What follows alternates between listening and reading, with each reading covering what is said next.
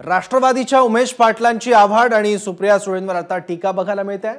आव्हाडांच्या form हाऊसवरील कामगारांनी तोंड उघडलं तर त्यांना महाराष्ट्र सोडावा लागेल असं पाटील यांनी म्हटलंय। प्रफुल्ल पटेलांनी तोंड उघडलं तर दिल्लीतील कारनामे बाहेर येतील असा इशाराही त्यांनी दिलाय।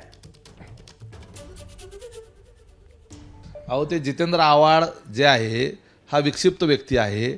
त्याच्या फार्म हाऊसच्या वॉचमननं जर तोंड उघडलं तर या जितेंद्र आव्हाडांना तोंड लपवण्याचे नव्हे तोंड काळं करून महाराष्ट्र सोडून जायची वेळ येईल, अशी परिस्थिती येईल। त्यामुळं सुप्रिया सुळेंनी तोंड उघडलं तर अजितदादांना कुठंतरी तोंड लपवायची जागा येईल, अशा पद्धतीचं कुठलंही काम अजितदादांनी उभ्या आयुष्यात कधी केलेलं नाही। आणि जर तुम्हाला तसं वाटतच असेल तर नक्की तोंड उघडा। स्पष्ट सांगा ना, म्हणजे फार्म हाऊस कुठलं फार्म हाऊस, काय काय नेमकं चालायचं तिथं काय? नाही येऊरला भलं मोठं ठाणे जिल्ह्यामध्ये त्या येऊरला जाऊन बघा, तिथे एक मोठं फार्म हाऊस आहे जितेंद्र आव्हाडांचं।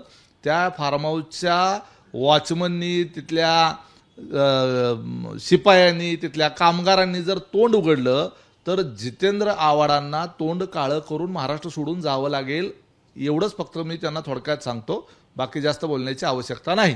आणि कधी काळी प्रफुल्ल पटेल यांनी जर तोंड उघडलं तर ज्यांचा उल्लेख आता जितेंद्र आव्हाडांनी केला त्यांना त्यांचे दिल्लीतले कारनामे सगळे जर बाहेर आले तर यांना निवडणूक सोडून तोंड लपवून पळून जायला लागेल।